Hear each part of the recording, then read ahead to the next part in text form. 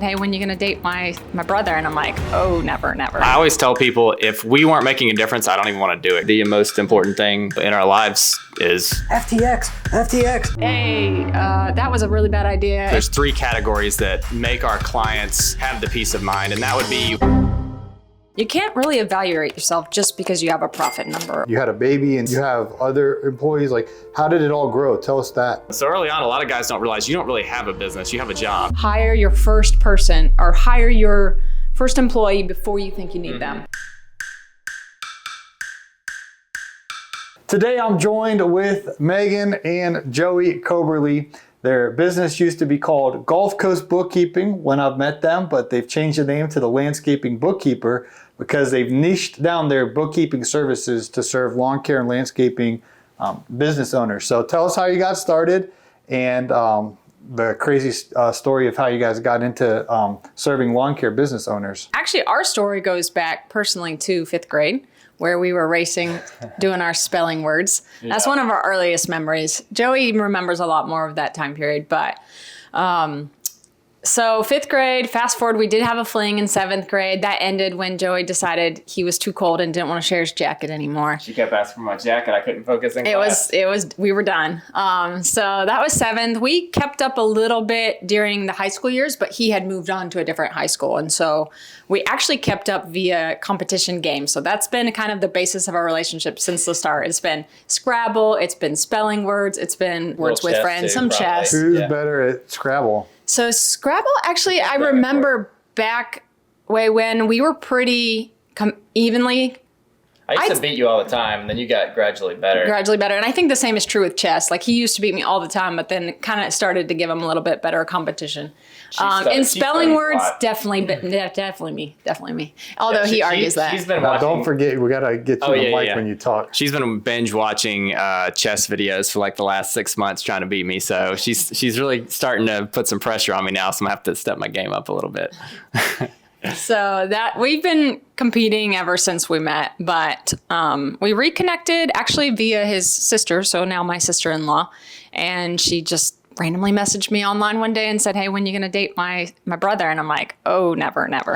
But she invited me out to one of his football games. So still competitive. And, I enjoyed being out there and really enjoyed being with his family. It didn't take long. We dated maybe 6 months and then got married around 2017. Yeah, October 2017. Yeah, October 2017.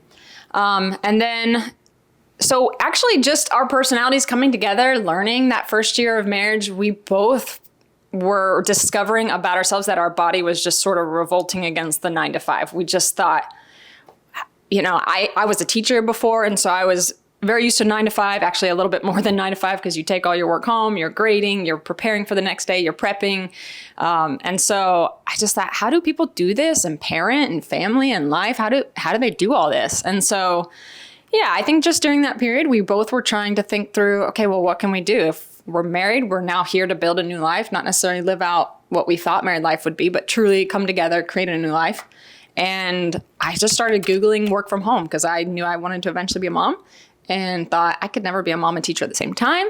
And I figured I still would need to provide some financial stability. So, well, he did too. And so all that to say, I came across a bookkeeping ad, and the ad was for building a bookkeeping business. The guy that had got on there and marketed, I just couldn't forget the video he had created. It just spoke right to me. It was like, hey, want to build some flexibility, want to build freedom, want to build, time into your day and family. And so, but he also kind of gave me, hey, here's the skills you need to have too. Like, you need to be a person who's on time. So he wasn't just fluffing everything. Mm-hmm. He was really trying to create a picture of what could be. And I showed it to Joey. We just kept talking about it. It was a little bit of an investment, and we were just married, so didn't know if we wanted to throw that much money into it. But we did. We ended up investing in the course, and it took off from there. I ended up teaching only one. Well, I've taught 4 years total, but I finished my years teaching, and then decided that I would build a business because Joey knew his skill was not ever to start something. I believe Joey's always wanted to be in business world because his major was business management, but he just never foresaw himself being able to starting stuff at all. Like I'm just not organized. You need a lot of organization in order to do, just any sort of startup. I like an existing business model I can kind of add value to, think about bigger plans. But as far as starting stuff, that's Megan. I've kind of got an interesting background in terms of, so I did go to college for business management. That's what my 4 years in, but I've largely done blue collar work. So I don't have like a lot of, I wasn't like in sort of banking or anything for a long period of time or anything like that. I haven't really worked in a lot of corporations as far as like, an accounting firm or anything like that. So I can really relate to our clientele in terms of, just doing the blue collar work. I'm from like the backwoods of Alabama. So a lot of the just small talk, and everything like that goes on in the lawn care industry. It's very fun to see that because I'm also a very analytical person and I like numbers. At the same time, I can totally relate to most of our client base, which is, small town, worked with their hands a lot of their life like that. That's largely me. So anyway, just having the two of us come together and, I did basically some tile work while she was starting the business for a long time. I worked on wind turbines as a technician for a while. So that's largely what I did while she was gaining clientele. I think our first year we had like one client for like all of 2018. You can extrapolate. Yeah, 2018, I got my first client in November and I had one client. Man, that was the best feeling ever, getting that first client. So I know lawn care, there might be a little bit easier entry, but there's nothing like networking and then finally seeing that reward of a first recurring monthly client. So that was November of 2018. And the course was kind of helping us along the way, think through things. I knew I didn't want to just build a ton of clientele. I knew that's not my route. I wanted to build enough experience through the original clients I got and then be able to niche down into an industry. So at the time we had a cleaning client, we had a coffee shop, a construction company. We did have a lawn care company in town. And we were actually doing all these meetings in person. So we had a pretty good feel for what are they like? Like what we kind of use them as our indicator of the industry. And the more and more we did the lawn care, I just liked it. There were just some specific points about the lawn care I liked. I knew I didn't want to do anything with products. And so the coffee idea was out, even though I love coffee. And so I just said, Joe, I feel like my next phase in business to be able to just really market or to be able to just really propel ourselves forward, we need to just choose. And so we did. We sat down and I was familiar with Jason Creel's event. I had kind of just been thinking about landscaping for a while, but also was looking into the cleaning world, that service-based industry. And so we did. One day I said, let's go with landscaping. We kind of listed pros and cons, had a conversation about it. I don't remember much about the conversation, but we were like, all right, landscaping it is. And so I contacted Jason Creel. It was reasonable enough for us to invest in it and to promote ourselves. Reasonable enough. Jason didn't have a clue what he was doing. He told me how much he charged y'all. You got to steal the deal. That's why I said it was reasonable for us. Yeah, reasonable. When he told me I'm helping him with this event now. And okay, cool. Old Jason, we raised the prices. So I had looked at. We had no idea though, because that was literally the first conference we had ever looked into. So we had no idea. So you guys sponsored a booth at the Lawn Care Life Conference. Mm-hmm. Correct, and I had looked at GIE. I knew that was another popular one, but it was just too much for me at the time. And I kind of saw the difference between what Jason Creel's conference seemed to be and what GIE definitely is as an expo. And I just liked the feel of Jason Creel's event and what was pictured. I thought, all right, small town enough to feel like I could present myself in a way that was comfortable and not have too much imposter syndrome because we were new. We were new at it. Yeah, we binge watched. I think I've told you this before. We binge watched Lawn Care Millionaire and everything on the way up to the conference just so we could have a few talking points because we knew books. Obviously, we had done bookkeeping, but in terms of like industry specific, we didn't have a whole lot of experience. So I just remember her and I just for 5 hours up there just watching videos, going up to Jason Creel's conference and having a blast doing it. But just learned some of the linguistics and everything. But and I remember we were in Airbnb, so I was putting together the little speech that I gave to promote us up on stage because as a paid vendor, you get to go up there and talk about your business a little bit. So we were working on that the night before. And we met you. So we did that one podcast in the bridal suite. So we've upgraded. Now we're in a house. But after the lawn care and landscaping, I mean, it was still a little bit slow going. We were still working with all of our clients that were very broad, but we were really trying to niche down. And so through your podcast, we got quite a bit of interest from landscaping lawn care clients. And all relatively seem to be speaking to the same type of client. It's hard to really articulate. I mean, we can articulate today what it is, but it's hard to articulate what it was. But we were getting great interest, and every single time I vetted them, I just felt like you don't always want to have a huge conversion rate because then you're serving everyone. But we were having a great conversion rate and really started to enjoy them. So slowly started to just work our way out of the clients. And it's kind of funny because people are like, well, how did you drop those original clients? And I'm like, I only remember actually communicating about leaving the industry to one of them, and the others just sort of naturally phased out. And no burned bridges, but so currently we're serving about 36 lawn care only industry-based clients, and then we service Paul. Yeah, and they're all growing Yes. in profits and growing in peace of heart and mind of getting more and more margin in life. And so you guys are doing an excellent job. I hired you guys and you cleaned up my books. Every single month, guys, I've met with Megan and Joey. We haven't missed one month. They've taught me to read my balance sheet, my statement of cash flows, and my profit and loss statement. And that's a little bit of what we found when we were doing the bookkeeping, because we found, through those monthly meetings, and I started easily learning, man, I like the monthly meetings. There's a touch there that you don't get from any other bookkeeper. It just differentiates us from everybody else. But I found that through the monthly meetings, there was still something missing. Like they would ask questions and I wasn't comfortable enough answering it. And it's not that I couldn't have just thrown something out there to sound good. I just was realizing they needed a little bit more than just know your numbers. I mean, that's a really trite phrase we love to throw around, and it's still very true. You still need to know your numbers. All the clients wanted us to evaluate them. Those were some of the questions where it was just like, I just couldn't give a great answer because I just didn't know. Like I was just on a micro level looking at numbers, making sure they're in the right place, making sure I had accurate reports. And so where we're hoping to go next, so that's kind of where we've come from, what we're doing right now. We're really hard into those monthly meetings still. But our goal is to do grow your numbers meetings, which, cheesy as it is, it's easy to remember. Mm-hmm. And because it's still a monthly meeting, we want it to be separate in our client's mind or, prospective minds, where you've got the know your numbers that you're doing on a monthly, but then on a quarterly basis, we do, for all our 1-year clients, we do a grow your numbers. And what we're really striving for there is to build a framework that allows you to work within and to evaluate yourself within. And for that, Joey can kind of go into some of the metrics that we have followed so that we can know whether or not it's a good framework we're working with him.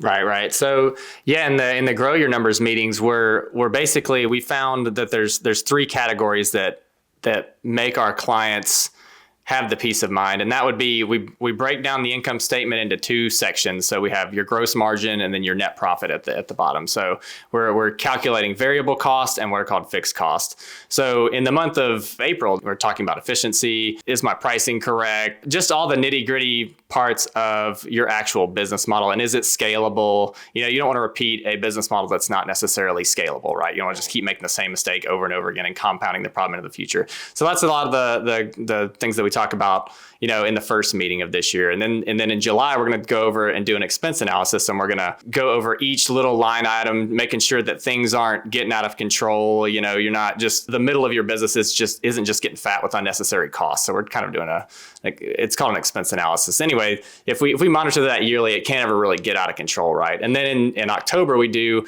our, since we largely deal with lawn care, everybody's kind of going into hibernation mode come winter. So we do a winter preparedness where we go over, what's my break-even number? What can I plan for in the winter and make sure that everything's going to be ship-shape come April when I'm ramping things back up. So that's kind of the 3 things that we're going over in terms of, deeper level analysis instead of just like, here's your profit for the month. Now we're talking about more nitty-gritty things, but we can only do that if we have a year's worth of data. So we don't want to just be making a lot of calculations based on 1 month of data or 2 months of data. A lot of these deeper levels, require. Megan's chomping at the bit. So here you go. I thought he was, obviously we're passing, so it makes it harder, but I was trying to, I thought he was tapering We're on off. a tight budget here at the Green Industry Podcast. I only got 2 mics, so we got to share. Yeah, keep your fixed overhead in line. Thank you.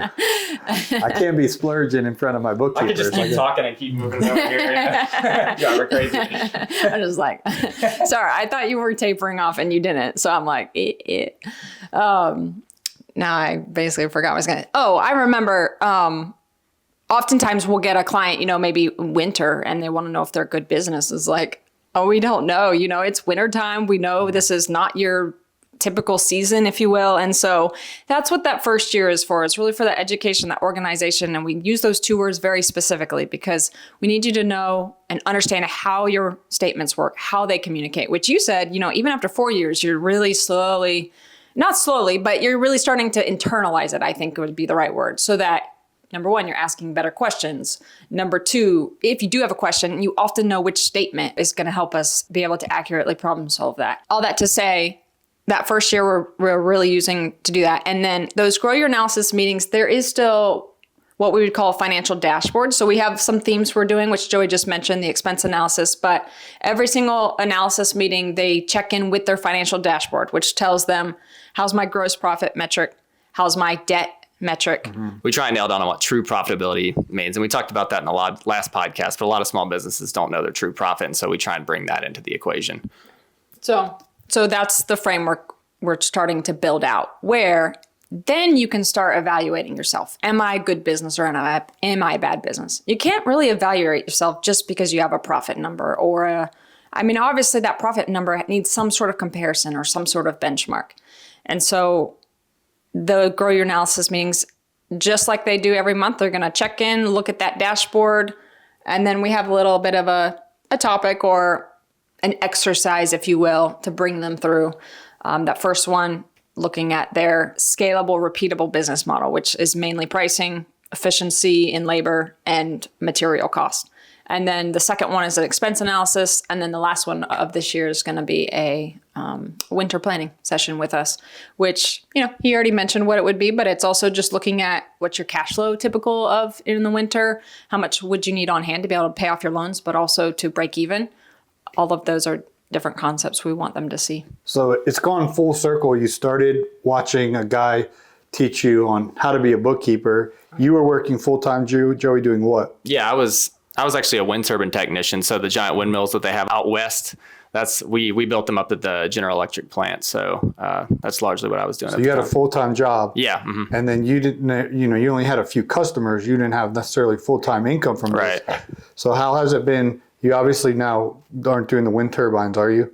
No. When did you come full time and you had a baby and you have you have other employees? Like, how did it all grow? Tell us that. I was basically bringing home all the money so that we had the cash flow so that we could try and scale this thing while Megan got clients. And then we obviously had our son basically about the same time that I was coming home. So that was really a crazy time because I was coming into the business. I didn't have as much experience as Megan, so it was tough just moving into boom, you have a baby and boom, I'm home at the same time and trying to figure out how, our operation is working in its entirety. Cause I was still involved, but I wasn't, as nitty gritty as Megan was at the time, but just, making that transition was rather difficult and challenging, but, yeah, since then we've had our son. I came home. We've tried to split the work out a little bit more, and now we shoot more for, Megan's working she does the meetings from 8 to 12, and I do the meetings from 1 to 5 now, and we have our son kind of flip flopping between us. It's been interesting, in that transitory stage. It's been rather difficult. We really just didn't want to put him in daycare, so that we could have easily just thrown him to daycare and then but I just think it's best for him to stay home. It's more healthy for him. So that's largely why we did what we did. Yeah. The original purpose of the business was to be home with him. And so that's been a hard one to balance because, oftentimes a solution to people who own a business or are at home, they'll send the child off to daycare, which look, there's nothing wrong with that. We just personally both had a value where we would have loved to been with our child, especially as he's first developing. And so keeping him here, but also running a business in the home was, we just had to problem solve that as we went. And like he said, he came home in July. We had the baby in October. And then I went to work 10 days after the baby. I don't know why. I just had great ideas of what that might have looked like, and it didn't. So all that to say, that was challenging. And then of course we had the challenging on the personal side with the baby itself, not just the business. But I will say we're pretty calculated and measured, and we tried to apply wisdom to the situation and the season of life we're in. We weren't juggling, 36 meetings like we are now with 36 clients. And so, thankfully, like I said, we calculated it well enough, but we were still living on a decent budget in order to be able to be home with him, both of us be home with him. And funny enough, I had gone to it was virtual, but it was a bookkeeping conference by the gentleman that sold us the course. He was putting this on for the first time, and it was virtual because of the pandemic. But I remember somebody just standing up during that and saying, hire your first person or hire your first employee before you think you need them. And I just took that to heart. I thought, yeah. And honestly, I've never, I want to be the business owner, which if that's the case, the goal would be to remove myself from eventually the operations and to build the business, build the systems inside of it, build the team, build the, obviously watch the budget, all of those things that come with owning a business. And so I did. I hired before I needed it. The great thing about bookkeeping positions is often they're part-time. So I didn't need a huge, overwhelming amount of work to be able to give to somebody in order for them to work for us. So once again, through the same gentleman who had like a Facebook group that we also were a part of, I just put a post out there and got my first contractor, so 1099 subcontractor who does some of the bookkeeping. And then I just kept going back to Joey and was like, I really think I want to hire two. Like I said, it's not a lot of work. I'm not going to promise a ton, but I think it'd be best if I got two so that I could continue to remain out of the bookkeeping side of things. And so just slowly be able to shift from that. And if anything happened to that one lady, I wanted to back up so that I didn't have to plug myself back in. Because obviously the labor side of the bookkeeping would keep me away from being able to do some of the business owning work, the dreaming, the delegating, the decision making. So yeah, hired her 2021, January 2021. No, 2022. I think it was 2022. The beginning of January 22. Beginning of last year was our first subcontractor, first two. And then we did actually have a transition into two new ones. So we currently have 3 subcontractors that do the bookkeeping for us. So the original 2 are... One of them didn't work out. Well, Okay. not that she didn't work out, but she just wanted to move to a different industry. She really had liked a new industry she had started doing some work for. So we had the original 2, one of them left, and then when I hired the second round, I hired 2 more. So kept so the one. second lady or the first lady The second lady, the one that you kept? Okay, Yep. then you got 2 new ones. 2 new ones. Yep. So same idea. I wanted to hire 2 more just in case someone didn't work. There would still be at least 2 core bookkeepers doing the work until I basically, could you guys find. have a team of 5 now. Yeah. Yeah. Because Joey does afternoon meetings. So, and that's been kind of interesting. It's funny. I never really saw myself per se as like management and leadership, but like Joey said, just from my background, I do have some organizational skills, and I saw that in place many points in life. And so it's really simple. Honestly, one of our life goals is to keep things simple. So as long as they've got things ready by our ready dates, we don't hear from them much except to teach them some different things because often they're learning. In fact, I like the ones who are just learning brand new how to do the bookkeeping, and Because then you don't have to retrain them. you don't have to retrain them. And I tell them if you don't hear from me, everything's good. Like I'll take care of whatever you miss, because if I haven't communicated to you, I'm not going to keep you to that. So it works really well so far. The 3 we have been awesome, and surprisingly now, the bookkeeping I finally am out of, except your books, Paul. You can feel special. I do personally I have still a very do yours. unique... That one I haven't given away to anybody. a unique situation. So how has it been, because you guys are changing these, 36 and counting of my precious listeners' lives. That's meaningful work, because this is the kind of stuff that literally there was a gentleman who took his life who lived in Cumming, Georgia. He was a landscaping business owner. He had a wife and 2 kids, and his business was not doing good. This was in 2020. This was April 2020. And the root of it, I'm not no professional, but I know the financial struggle of the landscaping business was a part of that decision. Factor. Right. So what you guys are doing of giving a business owner a strategy, a blueprint, a peace of mind of success is meaningful work. Sure. Now that's the most extreme situation, but there's all kind of unnecessary stress and anxiety because guys don't know their numbers and they're disorganized. Yeah. So what's that been like that you're actually doing meaningful work? Yeah. So the flip side of that story is truly in the past, I feel like it's been in the past half a year, so for the past 6 months, we've had 4 gentlemen in the meeting with us, tearing up when they thank us. Grown man, backwoods, hardworking, tough guys. Truly. Crying. And surprisingly, the ones I never thought it meant a terrible amount because they're really competent business owners. And so it opened my eyes up to, there is a peace of mind that comes with knowing your numbers, but I feel like it's more so also knowing that Joey and Megan have your back and the values that we do exude even in our monthly meetings. Part of a good business owner would be that they understand the financials and not just know their numbers, but understand the financials. And by that means understand how to interpret the profit and loss, the statement of cash flows, the balance sheet. All 3 of them are important. I mean, that to me is enough of a review on my end. Those days where we get those honest celebrations of what we're doing, we just know to keep going. What was making them cry exactly? It was their speaking to us and thanking us for the peace of mind. It was their thank you to us. And, it's not like every meeting is touchy-feely. That's really not how the meetings go. They're actually pretty dry if you ask most of my clients. It's we organize to the point where I can show you your statements as long as there's nothing remaining that needs to be done in order to show your statements. That's what we do. And then if you have any questions or if I have any housekeeping and or questions, we get that done and then you're on your way because I want you to be able to be in your business like you want to be.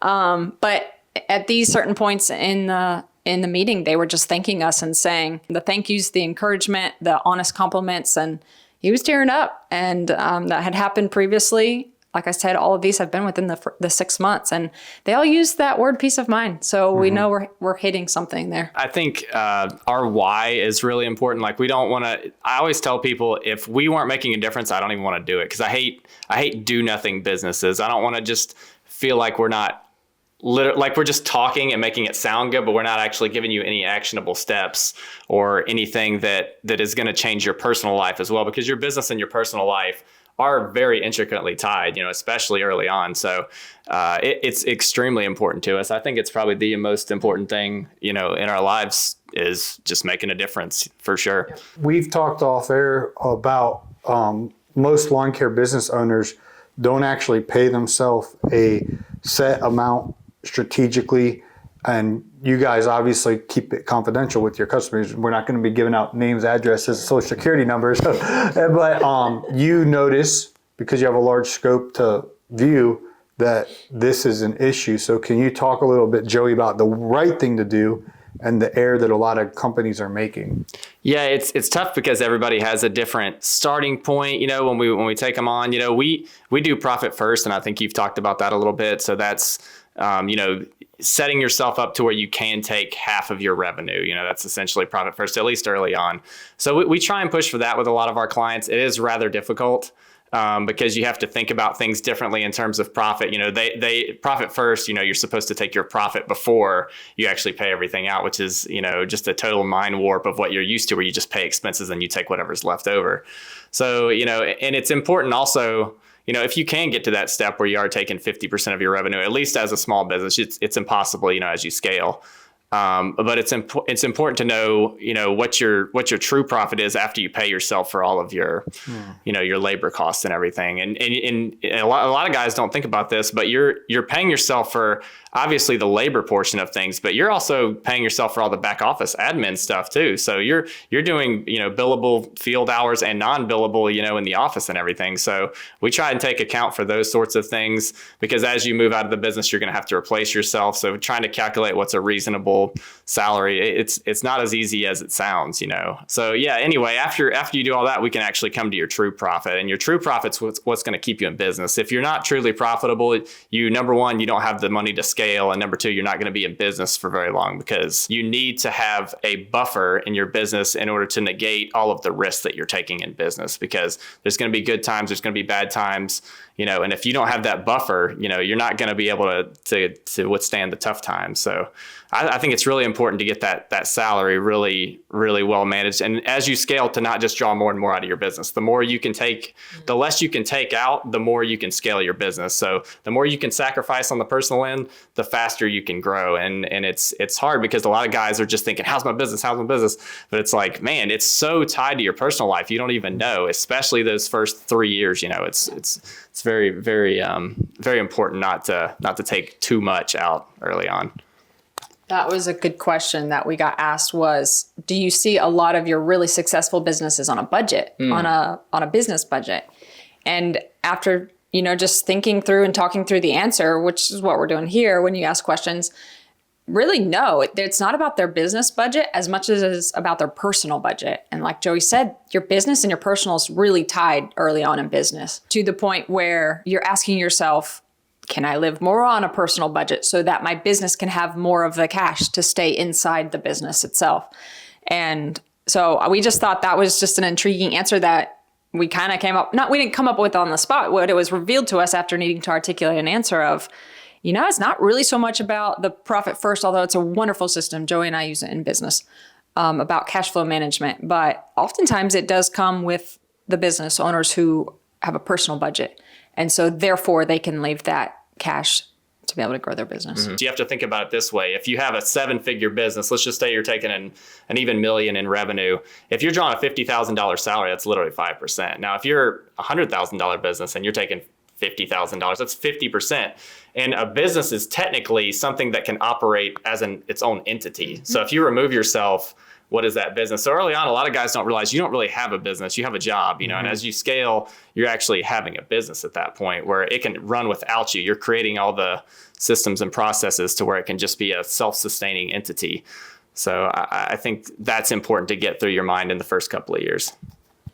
And I think people can get really bogged down in their numbers. So we also, everything we do comes from this definition of business we have, which, if I were to mention it just between us, it would be something that we can eventually remove ourselves from. But I'm trying to articulate this, and it is coming from like a memory that I just created the definition because it's based off the 3 statements that we really work hard on getting our clients to understand or helping them understand, guiding them.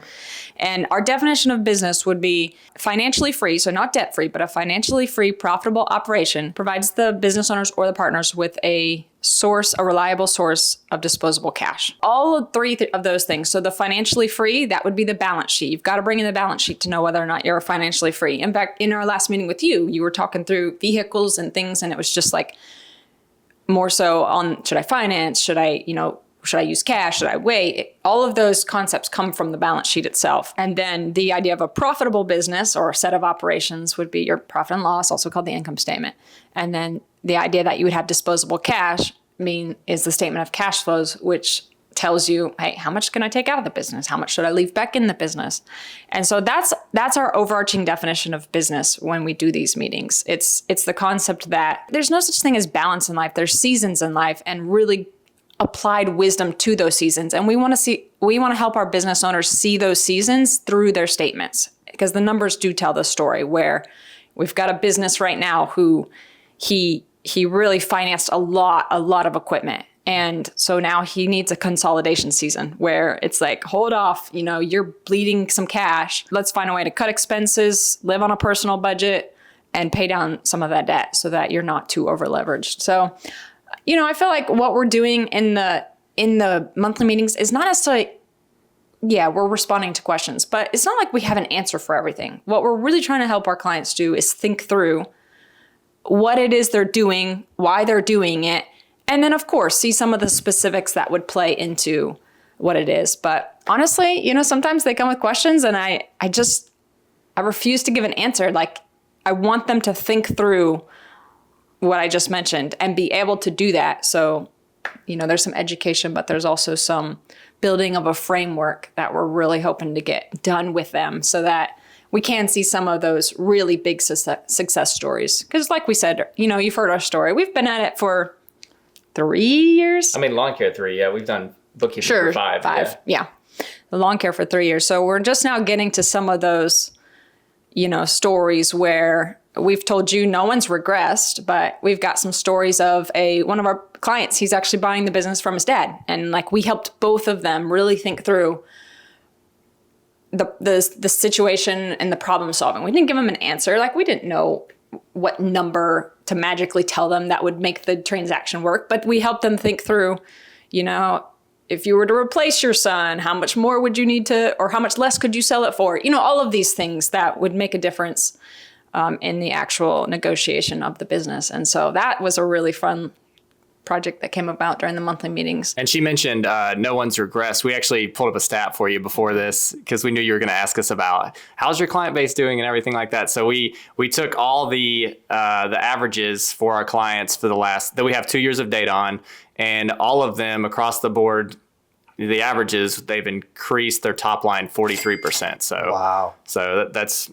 I don't know, that's just some hard numbers for you. And, so we haven't had one business regress, and that's been the average growth rate over the last 2 years. So, and it's not to say like top line is everything, but that's still in our eyes a great stat. If you were to take the market here in Pensacola and see their growth rates, it wouldn't be that average. Of course, there's a lot of startups here, but I don't know that you would necessarily see that average. And so, that speaks to some of the client base that's already coming toward us, because they are, after hearing you and after hearing some others in the industry, they're really wanting to be professional. They're really wanting to get a team together. We hear that in the 15 minutes. I don't know, oftentimes they'll say, I don't know really what to call it, but I just want a team. And it's like, I know exactly what you mean by that, because we've started to put ours in place. And, somebody who, like I said, we're not here to preach at you. We're not here to necessarily give you answers, because we find that the fun part of business is an experiment, but to help you think through the financial side of it. So I hope you enjoyed that stat. I know you were pretty impressed when what did you do at the seminar that we went, the conference? It was Jason's attendance at the conference went up 2.9%. And I was like, I like these people. I like these people. They're nerds.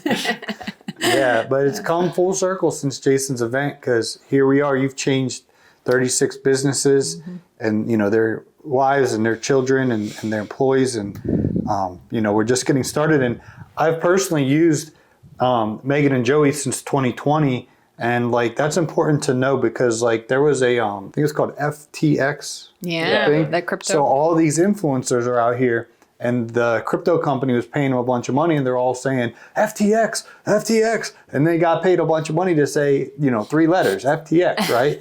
Well, they didn't even know what they were saying, and then it turned out to be like a fraudulent situation. Yeah, exactly. So when I say as an endorsement that there's 36 other business owners, pretty much all of them are Green Industry Podcast listeners. They are. That's how they heard. And they went through your ecosystem, and they're growing. And I personally, you guys have seen me not explode. Maybe that's not your word. No, you definitely have. It's growing. Yeah. This is something that if you guys are looking for a good family business to add to your team as a bookkeeper, I personally have them, as my bookkeepers. I guess if we've done 52 meetings a year for at least full 3 calendar years, that's like 150 meetings. So we would do 12 meetings. 12 meetings, yeah. Or pardon me, 12, that's 52 weeks. 12 times 3 is 36. Yeah. Here's my number. This is why I hired a bookkeeper. I was like, I don't know where he's getting that from. But I knew it was his weeks. He was adding up. Yeah. Yeah, my numbers is not my strong suit whatsoever. But they've been personally my bookkeeper. So I say that to say, if you've been on the fence about getting a bookkeeper, get signed up with Megan and Joey. Yeah, and we're not contract based. So it's not like obviously you're not handing out some money at some point. That's true of any business, but not contract based. We want it to be a mutual partnership where we're looking to partner with you long term. We're not going to be shy about that. But if something's not working out after that 4th, 5th month, it's fine. Look somewhere else. It's funny. I have had several drop. I say several, 2. I've had 2 businesses drop and then, email me back like, hey, that was a really bad idea. Any chance you take us back or do a little bit of work for us, whatever the case. So, I want it to be completely mutual. I want us both to feel like we're in the partnership and we're contributing to it and we're learning from it and we're helping each other out. So when you say give it a try, literally give it a try. If it's not for you, it's not for you. And we're okay with that. Yeah, and I'll put the link to your guys' website in the YouTube video here, and you can just click on that, and you can sign up for you guys still offer free 15-minute consultations? Yep, everything's free up until the point that you sign our proposal. So free 15-minute, and then we get the 1 hour after that on the schedule. And then after the 1 hour, I'll send you a proposal via email. So you have a little bit of chance to look over it with you, wife, business partners, if that's the case. And then if you sign, that's when the exchange of money would occur. Yeah. All free Sounds until good. then.